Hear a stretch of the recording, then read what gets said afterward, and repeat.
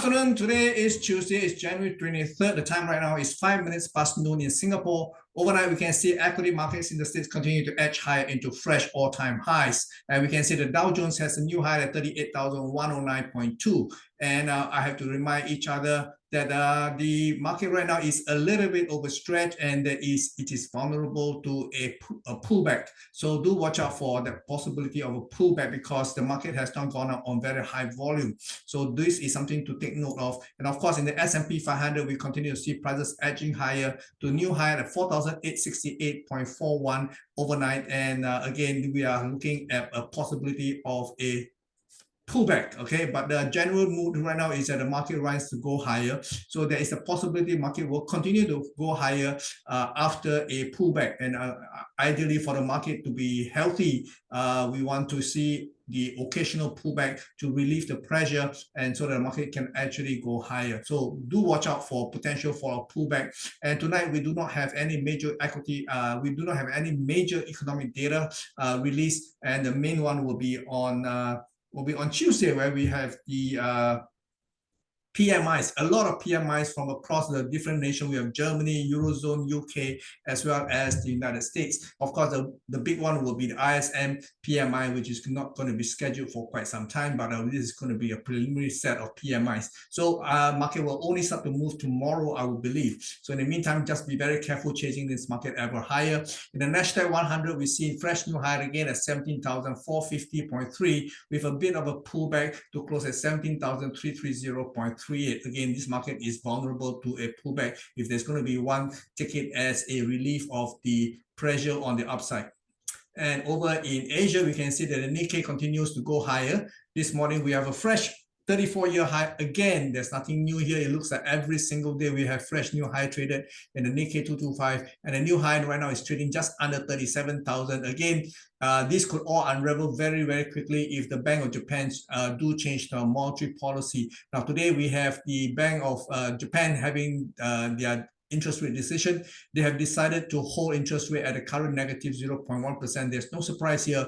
So just remember the day when they decide to normalize interest rates, meaning to say to abandon the negative interest rate policy, this market could actually unravel very, very fast. Okay, so just know that in the meantime, the market is still very much supported. Over in Hong Kong, I have always mentioned that the Hong Kong market right now is looking very, very attractive from a PE perspective because the market has been falling for quite some time now. The low traded just 24 hours ago was 14,796, and this morning we have a bit of a bounce, and I say any kind of bounce will be healthy for the long-term trend. Okay, so right now, at least for the time being, we do see a technical bounce, possibly aiming for 15,945 to 16,125 as a barrier. And of course, the main one will be this 16,495. And if the market do take out this, then of course, we will have to shift our focus to 17,225. But by and large, we still see that this market is heavily short, but it is due for a corrective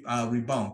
And in the dollar itself, we want to see the dollar right now is pulling off a little bit, and ideally we want to see a downtick in the dollar, possibly back to the 50% of this entire rise from 100.32 to 103.45, and that will bring the market to 101.88 to 101.52 levels. So that will be healthy. And in the currency itself, we can see that there's a possibility of a bounce in the principal currency led by the euro dollar, and the immediate level will be a 50% pullback of this to 10992. Okay, so this 1.0992 will be one good level to consider to reposition short for the next leg lower to test the 107. And there's no major change in the outlook for sterling. I think sterling have the potential to take out 127.85, perhaps even 128.27 towards the 129 levels. So do look out for that possibility. And in the Aussie, I would like to see the continuous uptick in the Aussie to ideally to the 0.67 levels before the market comes back down again. So any uptick is seen to be a selling opportunity. And same thing in the dollar versus the Canadian. Ideally, I want to see a three-way pullback. And if we do assume that a high overnight at 134.86 the high, then if we take this as a part of a three-way pullback, then market could be gunning for 133.60 to 133.30 levels. So between these two levels, I think there's a good chance for the market to stabilize for another uplift. And dollar yen has been very, very stubborn. Of course, the market is waiting for some kind of news from the Bank of Japan. We got the answer this morning. Like I said, the Bank of Japan had decided to hold interest rate at the current negative 0.1. So there's no change here. So that means near term there is possibly some kind of support for the dollar yen. But by and large, technically speaking, I would love to see a pullback as deep as 145. Okay, before the market decide which way we want to go later on. And over in in the metals, we can see metals has been very, very sideways. Okay, we have a low of $2,001 to $2,049. Between this about $38 range, the market has been doing sideways movement with a bias to the downside. Obviously, I would like to see price move lower because I've always mentioned this three-way pullback from the all-time high of $2,149 does not look complete. I'd like to see a price move towards the 1900 levels. Over in the silver, we can see silver traded to an overnight low of $21.91, smack into another area of demand at $21.74 and $21.92. Now, the potential for a bounce is always there, but by and large, I do see lower prices going forward, perhaps to as low as $21.18.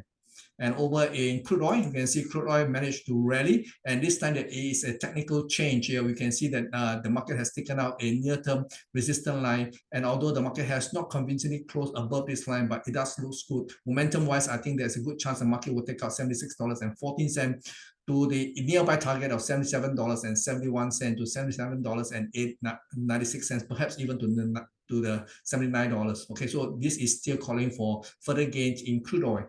And over in the Bitcoin, we can see overnight, the Bitcoin actually went down to test the 39,400 levels. And we have a low at 39,420.95 overnight. And the market is stabilizing right now. But it does look vulnerable to me. And very much like what we see in the gold, this is a market that may actually pull back a lot deeper before it bounces. Okay, so do look out for further losses in Bitcoin. This is all I have for you. In the meantime, you take care and I'll see you tomorrow. Bye-bye.